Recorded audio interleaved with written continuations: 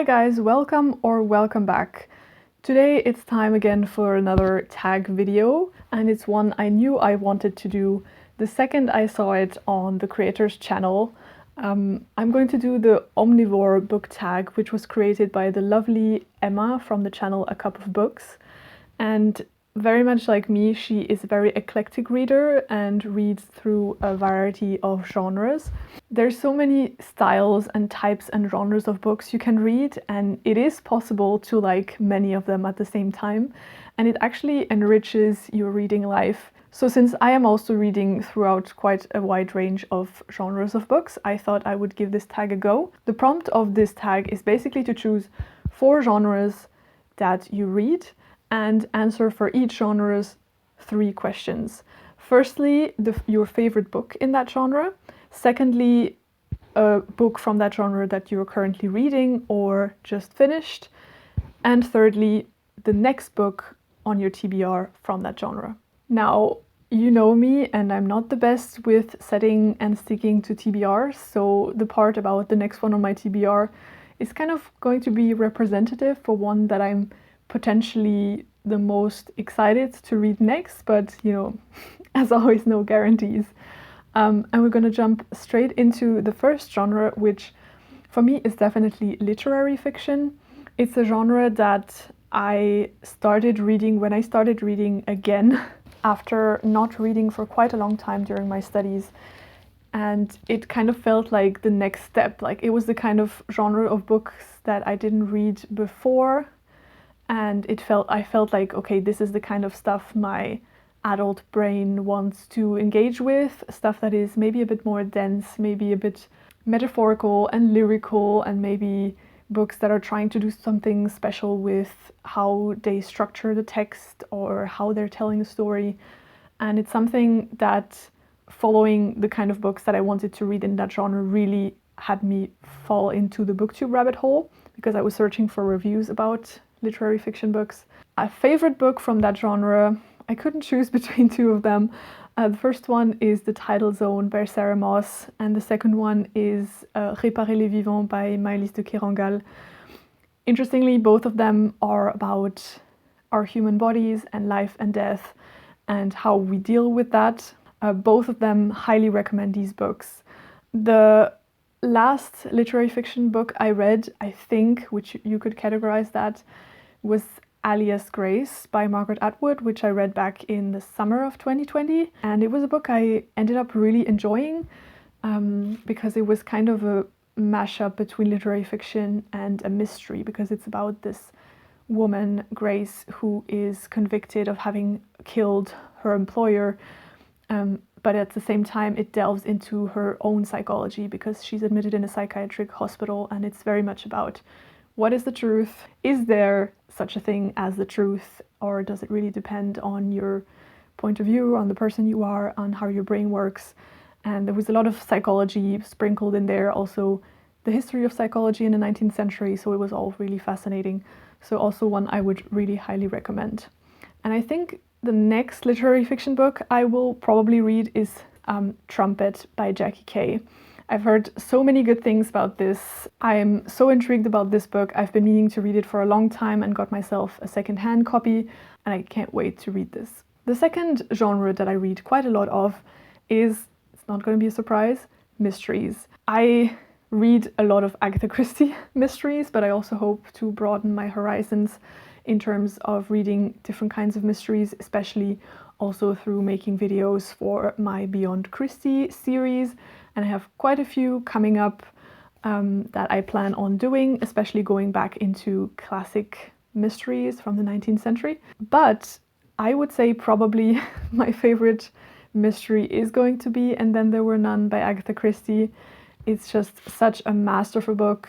It's so dark and psychological and clever, and I just wish I could get the time back where I didn't know how the ending was and could be surprised all over again. The most recent mystery book that I read was the short story collection The Mysterious Mr. Quin by Agatha Christie, which you can argue is partly mystery, partly supernatural stories. I'm gonna link the video that I did about two more supernatural style Agatha Christie short story collections that I quite enjoyed, if you want to learn more about this one.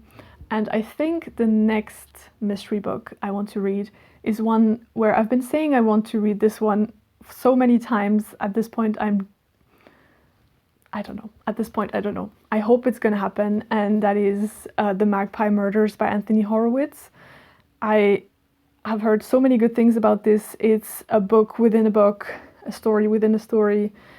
It's two mysteries intertwined. I really enjoy Anthony Horowitz's YA books. I really loved them as a kid, and I like his sarcastic tone, and I can't wait to see what he does with adult fiction. I can't believe it's taking me so long to at last get into his adult fiction. But yeah, that's the one I hope to read soon.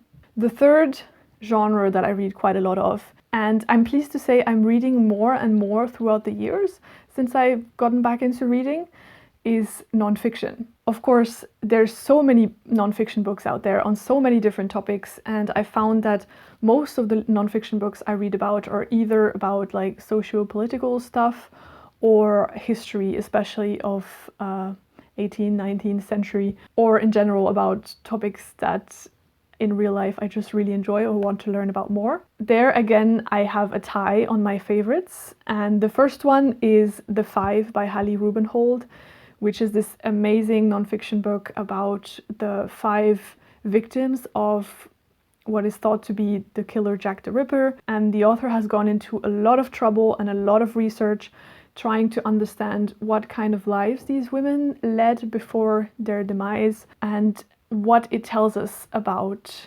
Victorian society and how it functioned and how it very much marginalized all these women. And there's an argument to be made about how much the context in which they're lived has impacted both their lives and ultimately their deaths. And it's so good. I can't advertise it enough. Take a look at it. Go and listen to it on audiobook because that version is amazing as well. And the other one is, I guess, more of a niche thing. I wouldn't say that I would recommend it to anyone, but it was definitely totally my jam. And that is A is for Arsenic by Catherine Harkup. Harkup is a chemist, and she looks at all the poisons that were used in all of Agatha Christie's novels. She goes into the history of how they got to be used throughout the ages and what their function on the body is, how that works. And then she is also going into how they serve Agatha Christie's plots. So yeah, it's very niche. Like if you're not interested in Agatha Christie, I don't think you would be interested in the book. But I just loved it. It was just a perfect mix between what I like from my studies, what I studied, and the sciencey stuff that I love, and the mystery stuff that I love. The last nonfiction book that I read was a memoir by Afro-German author Theodor Michael, Deutsch sein und schwarz dazu, which is an account of his life growing up as a black boy and growing up to be a black man in Germany. And I think the next nonfiction book I'll probably read, there are two here again. The first one will probably be Becoming by Michelle Obama. I hadn't originally planned on reading this, but my husband is planning to listen to Barack Obama's memoir next month.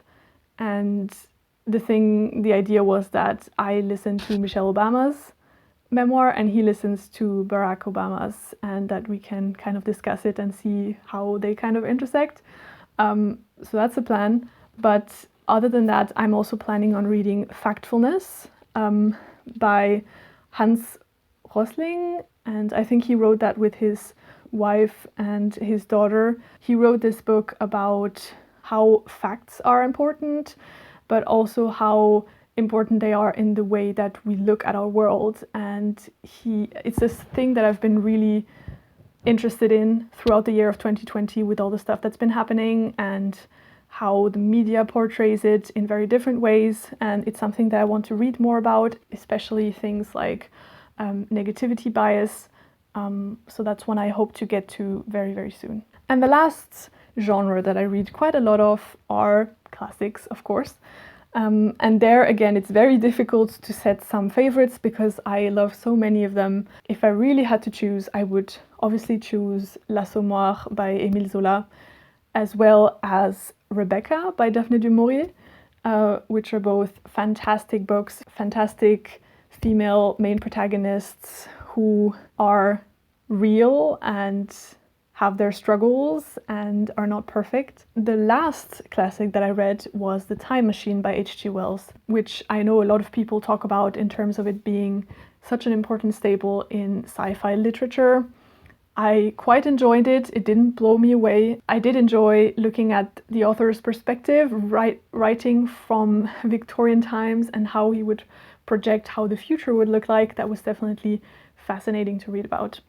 And the next classic that I want to read, I actually don't really know, to be honest. I haven't really decided. I picked up one from my shelf that I think I'm quite interested in getting to soon, and that is A Room with a View by E.M. Forster. I've been meaning to read something by E.M. Forster for such a long time, and you know, this is on my shelf, so hopefully I'll get to it quite soon. But it's definitely one that I'm excited about. Alright guys, this was the Omnivore book tag. I hope you enjoyed listening to my answers, and I would definitely like to know if you would pick 4 different genres that you read most of. Let me know which ones, and if you want to do this video, consider yourself tagged, but I will tag 3 people in specific. Firstly, Laura from the channel Laura Reads Pages, then Madeline from the channel Made with Books, and finally Olivia from the channel Olivia's Catastrophe. I would really like to know from you guys which genres would you pick, because I know you read quite a lot of different genres, and what your favorites are. So yeah, until next time, I hope you're reading great books, and I'll see you in my next one. Bye!